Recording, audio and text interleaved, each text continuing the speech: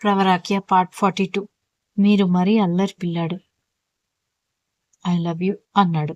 ఆ కళ్ళల్లో కనిపిస్తున్న ప్రేమకి ఇంకేం మాట్లాడలేక సిగ్గుపడుతూ తల తిప్పుకుంటే అథర్వ నవ్వుకున్నాడు. శారీస్ తీసుకున్న తర్వాత మరొక షాపులోకి వెళ్ళాము. అథర్వ వర్షన్.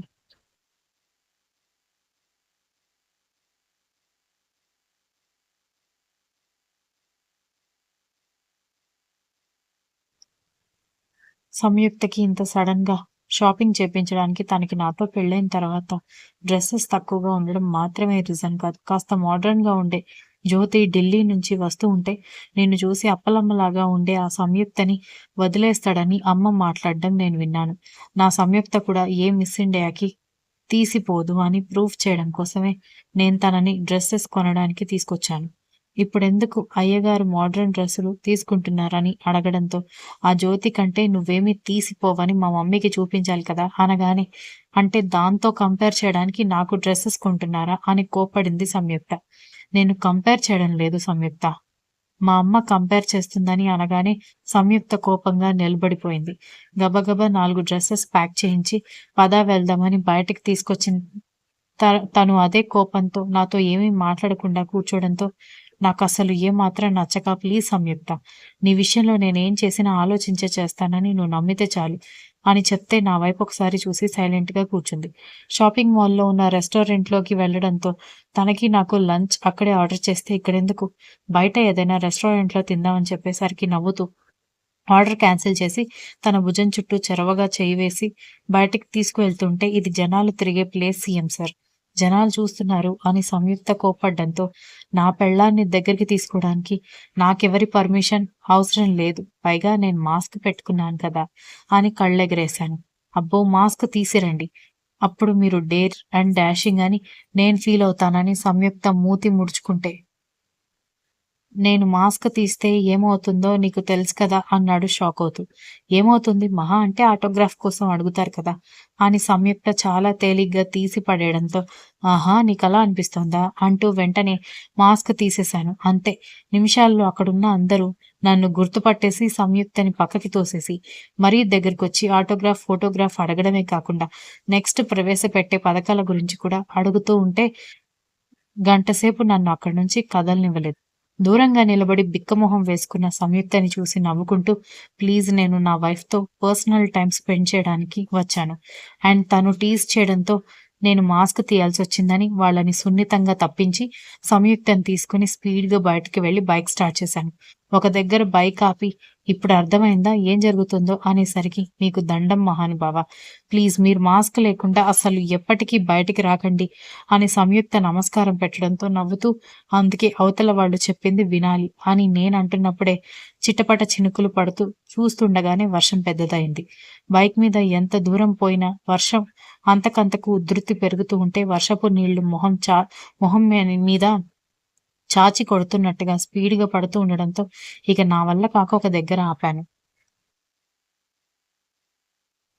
బాగా నిర్మానుష్యమైన ప్రదేశం కావడంతో బస్టాప్లో ఉన్నట్టు ఎక్కువ రద్దీ లేదు, కానీ హైవే రోడ్డు కావడం వల్ల ఎక్కువ మంది లేకుండా ఖాళీగా ఉంది ఆ బస్టాప్. ఆ బస్టాప్ కండిషన్ ఏమాత్రం బాగా లేకపోవడంతో బస్టాప్ బాగా అబ్జర్వ్ చేసి కాస్త ఈ ఏరియాని మానిటర్ చేయమని చెప్పాలని అనుకుంటూ ఉండగానే గట్టిగా నా చేతిని చుట్టుకున్నట్టు అనిపించడంతో పక్కకు తిరిగి చూస్తే సంయుక్త వణికిపోతూ నన్ను చుట్టుకోవడంతో ఆమె చుట్టూ చేయవేసి నా గుండె మీదకి లాక్కోవడంతో కళ్ళు పైకెత్తి చూస్తే కళ్ళెగరేసి, ఇంటి దగ్గర ముడుచుకుపోతావు, ఇక్కడ నీ అంతటా నువ్వు దగ్గరకొచ్చావేంటని అడిగాను. నేనేమీ ఆ ఉద్దేశంతో రాలేదు, బాగా చలిగా ఉంది సీఎం సార్ అంటూ నా చుట్టూ చేతులు చుట్టేసి నన్ను వదలకుండానే సమాధానం ఇచ్చింది. చిన్నగా నవ్వుతూనే ఆమె చుట్టూ చేయవేసి ఆ రేకుల సందులో నుంచి పడుతున్న వర్షానికి ఇంకా తడిచిపోయాం. చలికి వణుకుతున్న సంయుక్తని దగ్గరికి లాక్కుంటూ తడిచిపోయి ఇబ్బంది పడుతున్న ఆమెని ప్రేమగా హత్తుకున్నాను. మీరు చాలా అల్లరి పిల్లాడు సీఎం సార్ అంది కోపంగా. నువ్వేమో ఇంత ప్రేమగా హక్ చేసుకుంటే బుద్ధిగా ఉండడం అన్యాయం సంయుక్త అన్నాను. మీకు రోజు రోజుకి సిగ్గు లేకుండా పోతోంది సీఎం సార్, మీ సిగ్గు సంగతేమో కానీ నాకు జ్వరం వచ్చేలా ఉంది చలికి అంటూ సంయుక్త షివర్ అవ్వడం మొదలవ్వడంతో ఒకసారి గమనించి వర్షం పూర్తిగా తగ్గకపోయినా కాస్త ఉధృతి తగ్గినట్టుగా అనిపించేసరికి ఇంకా అక్కడ ఎంతసేపు ఉంటామని తీసుకువెళ్ళి నేను బైక్ స్టార్ట్ చేయడంతో తను వెనక ఎక్కి కూర్చుంది.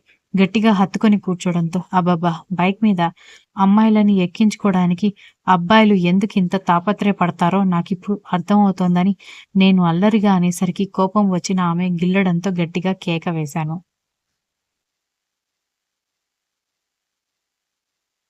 సంయుక్త వెర్షన్. నేను గిచ్చేసరికి మా సీఎం సార్ గట్టిగా గావు కేక వేయడంతో పిచ్చి పిచ్చి వేషాలు వేయకుండా సైలెంట్‌గా ఇంటికి వెళ్దాం పదండి అన్నాను. రాక్షసి అన్నాడు. మధ్యలో రెస్టారెంట్ దగ్గర ఆపితే ఇలా తడిచిపోయి లోపలికి వెళ్తే వెళ్ళగొడతారు. ఇంటికి వెళ్దాం పదండి అన్నాను. సరే అంటూ బైక్ స్టార్ట్ చేశారు. చలి ఎక్కువ అవుతూ ఉండడంతో చాలా ఇబ్బందిగా బండి మీద కూర్చోవడం చాలా కష్టంగా అనిపించింది.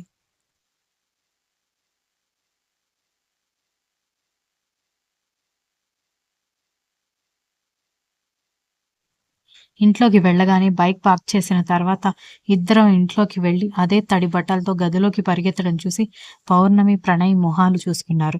ఆయన ప్రేమగా నన్ను చూస్తూ, "ఎందుకు నువ్వింత అందంగా ఉంటావు? ఎందుకు నా మనసుని పులకింపజేస్తావు? ఎందుకు నువ్వు లేని నన్ను నేను ఊహించుకోలేకపోతున్నానని" మా సీఎం సార్ లోపలికొచ్చిన తర్వాత నా వైపు చూస్తూ అడిగేసరికి చిన్నగా నవ్వుతూ, "అది మీకు తెలియాలి కానీ నాకెలా తెలుస్తుంది సీఎం సార్" అన్నాను. "ఈ మాయలన్నీ చేస్తోంది నువ్వే కాబట్టి నువ్వే చెప్పాలని" అంటూ మెల్లగా నా పెదవుల మీద ముద్దు పెట్టుకున్నాడు మా సీఎం సార్. నా నడుం చుట్టూ చేతులు బిగించి నా ఫోర్‌హెడ్‌కి తన ఫోర్‌హెడ్ జత చేసి కళ్ళు మూసుకున్న నా వైపు ప్రేమగా చూస్తూ "I love you Samyukta. I love you so much. నువ్విది 1,00,000 సార్లు చెప్పమన్నా కూడా నేనేమాత్రం బోర్ ఫీల్ అవ్వకుండా చెప్తాను. బికాజ్ నేను నీతో అంత పిచ్చి ప్రేమలో నీతో మునిగిపోయి ఉన్నాను. ఎంతలా అంటే నీకోసం నా ఇంట్లో వాళ్ళని కూడా ఎదిరించే అంతలా" అంటున్న సీఎం సార్ వైపు కళ్ళు తెరిచి సూటిగా చూశాను. ఆయన కళ్ళలో నా మీద ప్రేమ, ఆపేక్ష, నిజాయితీ తప్ప ఎలాంటి నటన కనిపించకపోతే మరొక్కసారి గట్టిగా హత్తుకుని, "నా కోసం మీరు మీ వాళ్ళకి దూరం అవ్వాల్సిన అవసరం లేదు సీఎం సార్. అయినా మనం మీ అమ్మగారిని తప్పు పడుతున్నాం కానీ, ఆవిడ కొడుకు ఒక రాష్ట్రాన్ని పరిపాలించే వాడైతే కనీసం ఒక కంపెనీ హ్యాండిల్ చేసే అమ్మాయి కోడలుగా రావాలని అత్తయ్య గారు అనుకోవడంలో తప్పులేదు కదా! అలాంటిది నేను కనీసం అలాంటి ఒక కంపెనీలో 50,000 జీతానికి పనిచేసే ఎంప్లాయీ కూడా కాదు. పైగా పెళ్ళంటే అటు 7 తరాలు, ఇటు 7 తరాలు చూడాలని అంటారు. కానీ నాకొక్క తరమే సరిగ్గా లేదు. అందుకే అత్తయ్య గారికి నేను నచ్చలేదని అంటుంటేనే నన్ను గాఢంగా హత్తుకొని, "అలా అనకు సంయుక్త. మనిషికి మంచి మనసు ముఖ్యం కానీ డబ్బు, హోదా కాదు. అవన్నీ చనిపోయాక దగ్గరికి రావు. అంతెందుకు మా నాన్నగారు నిరంతరాయంగా న్యాయంగా పరిపాలించిన ఒక ముఖ్యమంత్రి. కానీ ఊపిరి వదలక అందరూ కలవాల్సింది భూమాతలోనే కదా! కాకపోతే వాళ్ళున్న స్టేటస్ బట్టి కార్యక్రమాలు చేస్తాం. అంతేకాని ఆయన సంపాదించిన ఒక్క రూపాయి కూడా మేము ఆయనతో పాటు పంపించలేదు. ఆయన మంచివారు కాబట్టి మా కుటుంబానికి ఇప్పటికీ ఈ 2 రాష్ట్రాలలో గౌరవం ఉంది. నా మీద భక్తి ఉంది కానీ ఆయన సంపాదించిన ఆస్తుల వల్ల కాదు" అన్నారు. "అందరూ మీలాగా ఆలోచించరు కదా సీఎం సార్" అని నేనంటుంటే, "నేను ఆలోచిస్తాను. నువ్వెవరైనా కావచ్చు. బట్ నువ్వంటే నాకు పిచ్చి, ప్రాణం. ఇంకేం పదాలుంటే అవి" అన్నారు. ఆ మాటలు వినగానే ఆయన మొహాన్ని 2 చేతుల్లో పట్టుకుని దగ్గరికి లాక్కుని స్వయంగా నేనే ముద్దు పెట్టడంతో మా సీఎం సార్ షాక్ అయిపోయి కళ్ళు పెద్దవి చేస్తే గట్టిగా హత్తుకోగా, "నేను మిమ్మల్ని ఎంత విసిగించినా కూడా మీకెందుకు అంత ప్రేమ" అంటూ అడిగితే, "ప్రేమ అంటే ప్రేమించిన వాళ్ళ కోపాన్ని భరించాలి. వాళ్ళ చిరాకుని భరించాలి. వాళ్ళ నసని భరించాలి" అన్నాడు. ఆ మాట అనగానే మళ్ళీ కౌగిలించుకొని, "I love you so much CM sir. I love you so much. నిజంగానే నేను మొదట్లో మీ మీద చాలా కోపం పెంచుకున్నాను. కానీ ఇప్పుడు ఈ క్షణం మీకోసం ఏదైనా చేయాలన్నంత ప్రేమ నా గుండెల్లో కలుగుతోందని" ఆయన చెంపలు పట్టుకుని ముద్దులు పెట్టేసరికి నవ్వుతూ నన్ను చూస్తూ, "వర్షంలో తడిచిపోయాం. నీకు నాకు ఇద్దరికీ ఫీవరొస్తుంది కాబట్టి ఫ్రెష్ అవ్వాలి. ఐ లవ్ యూ చెప్పావు కాబట్టి హనీమూన్‌కి ఎక్కడికి వెళ్దాం" అంటూ ఉంటే, "దాని గురించి తర్వాత ఆలోచిద్దాం" అని నేను ఫ్రెష్ అవ్వడానికి వెళ్ళిపోయాను. ఫ్రెష్ అయ్యి వచ్చేసరికి మొహం ముడుచుకుని స్నానానికి వెళ్తే నవ్వుకుంటూ మంచం మీద కూర్చున్నాను. బాగా ఆకలిగా ఉంది. పైగా సీఎం సార్ నా కొంగు పట్టుకుని తిరుగుతున్నాడని మా అత్తయ్యకి ఎంత మంటగా ఉందో ఏంటో కూడా తెలీదు. కాబట్టి మా వరకు ఏమీ వండించకుండా ఉండుంటుందని నాకనిపిస్తోంది. పోనీ ఆర్డర్ పెట్టించాలి అంటే ఈ వర్షంలో పాపం ఆన్‌లైన్ ఫుడ్ డెలివరీ వాడిని కష్టపెట్టడం ఎందుకని నేను బెడ్ దిగి చీర ముడి వేసుకోగానే "ఎక్కడికి వెళ్తున్నావని" సడెన్‌గా నాకు ఎదురొచ్చి నిలబడ్డంతో నేను వెళ్లి మనిద్దరికీ ఏదైనా ప్రిపేర్ చేసి తీసుకొస్తాను. మీరు తల తుడుచుకోండి. జలుబు చేస్తుందని నేను వెళ్ళిపోతుంటే "ఎందుకు ఏదైనా ఆర్డర్ చేయొచ్చు కదా" అని అడిగారు.